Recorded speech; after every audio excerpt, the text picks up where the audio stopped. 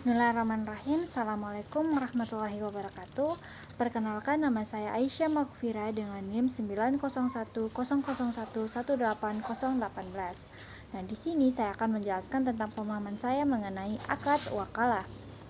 Pertama-tama saya akan membahas tentang definisi dari akad wakalah. Definisi dari akad wakalah ini secara bahasa, kalau menurut Alauddin Al-Samarkandi, bahwa akad wakalah ini merupakan perlindungan atau biasa juga disebut dengan al-hibs. Sedangkan menurut istilah akad wakalah ini, menurut Al-Sakasi, akad wakalah ini merupakan mewakilkan atau bisa juga menyerahkan kewenangan untuk melakukan sesuatu. Jadi contohnya itu kuasa untuk menjalankan kewajiban itu seperti seseorang mewakilkan kepada orang lain.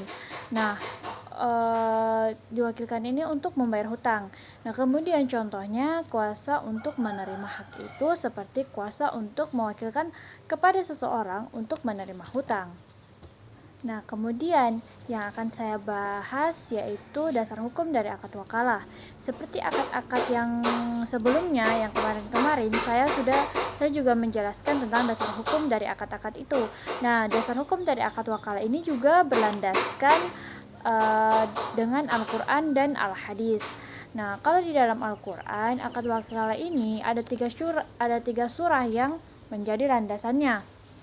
Yang pertama itu Quran surah Al-Kahf ayat 19, yang kedua Quran surah An-Nisa ayat 35, dan yang ketiga Quran surah Yusuf ayat 93. Yang berbunyi A'udzubillahi minasyaitonirrajim, Bismillahirrahmanirrahim. Irhabu biqamisi hada fa'al kuru ala wajhi abi yakti basiro waktuni bi ahlikum ajma'in. Yang artinya, pergilah kamu dengan membawa baju gamisku ini, lalu letakkanlah dia ke wajah ayahku. Nanti ia akan melihat kembali, dan bawalah semuanya keluargamu kepadaku. Nah, dari penjelasan ayat Quran surah Yusuf ini menjelaskan bahwa peristiwa dari Nabi Yusuf alaihissalam di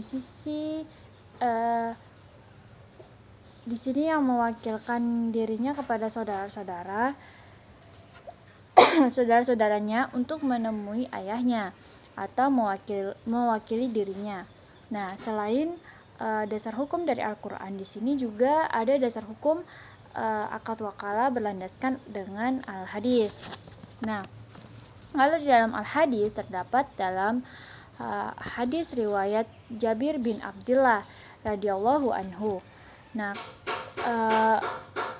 Jabir bin Abdullah radhiyallahu anhu ini berkata bahwa aku hendak berangkat ke Khaybar, lalu aku menemui Nabi Muhammad SAW. Beliau bersabda, jika engkau menemui wakilku di Khaybar, ambillah olehmu darinya 15 wasak. Selanjutnya yang akan saya bahas adalah rukun dan syarat dari akad wakalah. Rukun dari akad wakalah terdiri atas 4 macam. Yang pertama yaitu orang yang mewakilkan atau biasanya juga disebut dengan wakil. Nah, yang kedua yaitu orang yang menerima perwakilan atau biasa disebut dengan wakil. Yang ketiga adalah objek atau pekerja yang diwakilkan, dan yang keempat adalah adanya sikhat atau ijab dan kabul. Nah, kemudian syarat dari akad wakalah ini yang pertama yaitu syarat mengenai sikhat atau syarat ijab dan kabul. Jadi di dalam akad wakalah ini syarat sikhatnya itu boleh berupa lisan, boleh berupa tulisan, atau bisa juga dengan isyarat, atau apapun itu yang perbuatan yang menunjukkan kerelaan untuk mewakilkan. Jadi apabila orang yang dituju untuk menerima perwakilan ini menolak, maka hal itu mengakibatkan akad wakalah ini menjadi tidak sah. Kemudian syarat yang kedua yaitu syarat muwakil atau syarat bagi muwakil. Nah, syarat muwakil ini orang yang melakukan transaksi ini harus cakap hukum terutama. Yang kedua itu dia harus sudah balik dan dia juga harus berakal, serta dia juga harus pihak yang menerima wewenang untuk melakukan sesuatu yang diwakilkan ini, dan begitu pula syarat bagi wakil atau orang yang menerima perwakilan, dia juga harus balik dan juga harus berakal. Nah, kemudian selanjutnya yang ketiga yaitu syarat bagi terkait kewenangan yang diwakili. Jadi kewenangan yang dimaksud di sini adalah kewajiban dan hak. Jadi di sini kewenangan juga tidak boleh berkaitan dengan hak seorang hamba. Contohnya seperti kewajiban itu dalam bentuk berkaitan dengan ibadah badaniyah. Jadi contohnya itu seperti sholat dan puasa. Nah, jadi syarat ini menjelaskan bahwa sebagai umat muslim kita harus sholat dan harus mengerjakan puasa pada bulan suci Ramadan, karena itu merupakan fardu ain bagi umat muslim atau suatu kewajiban. Jadi kita tidak boleh menyuruh kepada orang lain untuk diwakilkan atau untuk mewakili kita dalam hal beribadah seperti sholat dan puasa, karena sholat dan puasa merupakan kewajiban setiap individu, jadi otomatis harus melakukannya sendiri. Kemudian yang terakhir itu syarat mengenai objek. Jadi yang dijelaskan di sini bahwa objek yang menjadi tujuannya itu harus jelas dan objeknya itu dapat diwakilkan, serta objeknya itu tidak menimbulkan kebingungan bagi si wakil, seperti itu. Nah, selanjutnya di sini saya akan membahas sedikit tentang kapan akad wakal ini menjadi berakhir atau musnah.